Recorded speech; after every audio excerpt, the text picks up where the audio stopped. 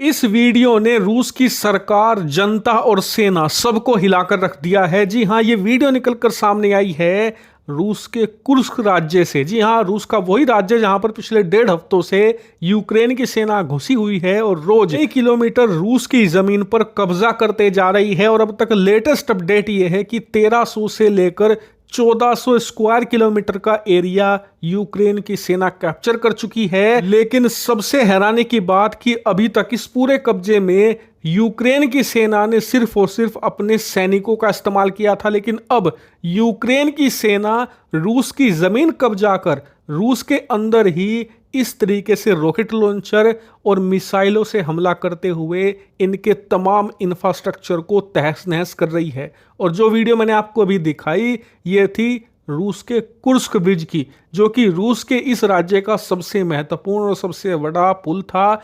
इसका इस्तेमाल अब तक रूस की सेना अपने इस पूरे राज्य को खाली करने में लगा रही थी। ऐसा इसलिए क्योंकि उन्हें लग रहा था कि जब तक अपने लोगों को हम इस इलाके से नहीं निकालेंगे तब तक यूक्रेन की सेना के साथ हम हैंड टू हैंड फाइट नहीं कर पाएंगे। क्योंकि दुनिया में कहीं भी किसी भी युद्ध में जब दो सेनाएं आमने सामने की लड़ाई लड़ती हैं, हैंड टू हैंड बैटल होती है, तो जहां वो लड़ाई हो रही होती है ना, वो इलाका पूरी तरीके से नेस्तो नाबूद हो जाता है। ये बात रूस को भी पता है, इसीलिए वो हैंड टू हैंड बैटल तो करना चाहता है, क्योंकि इसी तरीके से यूक्रेन को रोका जा सकता है। अगर वो हवाई हमले करते रहेगा, इससे यूक्रेन के आप 20, 25, 30, 50 सैनिक मार सकते हो, लेकिन अपनी जमीन जो कि यूक्रेन ने कब्जा कर ली है उसे नहीं छुड़ा सकते। उसके लिए तो जमीन पर सैनिक उतारने पड़ेंगे, लेकिन उससे पहले उन्हें अपने आम लोगों को इन इलाकों से हटाना होगा, वरना आम लोग मारे जाएंगे।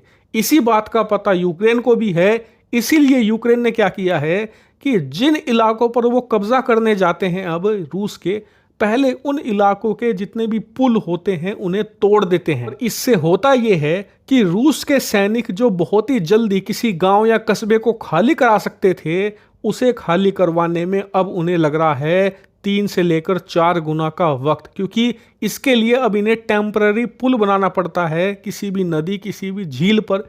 और इसी वजह से जो इनका रेस्क्यू प्लान है रूसी सेना का अपने लोगों को कुर्स्क राज्य से निकालने का या बेलगोरोद से निकालने का, वो डिले हो रहा है, जिस वजह से यूक्रेन को मिल रहा है समय इनकी और ज़्यादा ज़मीन कब्जाने का। और ये प्लान इतना ज़्यादा सक्सेस हो रहा है, आप जानकर हैरान होंगे कि पिछले 1.5 हफ्ते में 80 से ज़्यादा सेटलमेंट, यानी कि 80 से ज़्यादा गांव, कस्बे, शहर कब्जा लिए हैं यूक्रेन की सेना ने रूस के। उससे भी ज़्यादा हैरानी की बात तो ये है कि 1.5 हफ्ते से ज़्यादा का वक्त हो चुका है, अभी तक रूस अपनी जो रीइंफोर्समेंट है, यानी कि इनके अलग अलग इलाकों में फैली हुई जो सेना है, उसे ये कुर्स्क राज्य में नहीं भेज पाए हैं। यानी कि वो लोग अभी तक सैनिक ही नहीं जुटा पाए हैं यूक्रेन की सेना को पीछे खदेड़ने को लेकर। इससे आप समझिए कि यूक्रेन कितना ज्यादा तेजी से और कितना शानदार रणनीति के साथ काम कर रहा है। हालांकि इससे अब एक रिस्क भी पैदा हो गया है, क्योंकि जिस तरीके से रूस के अंदर घुसकर रूस की ही जमीन पर यूक्रेन की सेना इस तरीके से रॉकेट लॉन्चर और मिसाइलों का इस्तेमाल करते हुए रूस के इतने बड़े बड़े पुल, इतने बड़े इंफ्रास्ट्रक्चर को तोड़ा जा रहा है, इससे रूस गुस्से में आकर कहीं परमाणु बम या फिर छोटे टैक्टिकल परमाणु बम ना चला दे, इसका रिस्क अभी बना हुआ है। लेकिन यूक्रेन की सेना हाई रिस्क हाई रिवॉर्ड की रणनीति पर चल रही है। इन्हें पता है अगर हम सिर्फ अपने घर में लड़ाई लड़ेंगे, यानी कि यूक्रेन के अंदर ही लड़ाई लड़ी जाएगी, तो इससे ये रूसी सेना को रोक जरूर सकते हैं, लेकिन रूस को झुका नहीं सकते, इस युद्ध को रुकवा नहीं सकते। अगर इन्हें युद्ध जीतना है, रूस को झुकाना है, अपनी मातृभूमि छुड़वानी है, तो एक ही तरीका है, रूस के घर के अंदर घुसो और रूस को भी इतना ही नुकसान पहुंचाओ जितना कि इन्होंने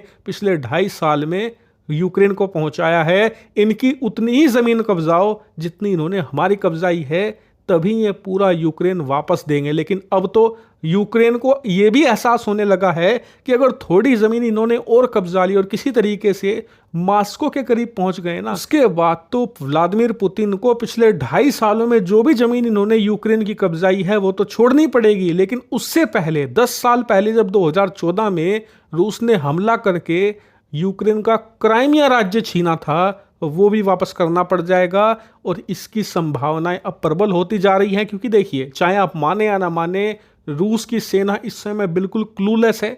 उन्हें समझ नहीं आ रहा कि यूक्रेन की नीति का जवाब दें तो दे कैसे। उन्हें तो ये लग रहा था कि बस युद्ध को खींच दो 6 महीने, उसके बाद डोनाल्ड ट्रंप बन जाएंगे अमेरिका के राष्ट्रपति, ट्रंप इन्हें मदद नहीं देंगे यूक्रेन को, उसके बाद हम इन्हें हरा देंगे। लेकिन उससे पहले इतनी जबरदस्त पटकनी यूक्रेन ने दे दी है रूस को कि उन्हें अब समझ नहीं आ रहा कि इसका मुकाबला करें तो करे कैसे। हालांकि इस पूरे इंसिडेंट पर मैं आपको लगातार अपडेट दे रहा हूं, इसलिए चैनल को सब्सक्राइब कर लेना।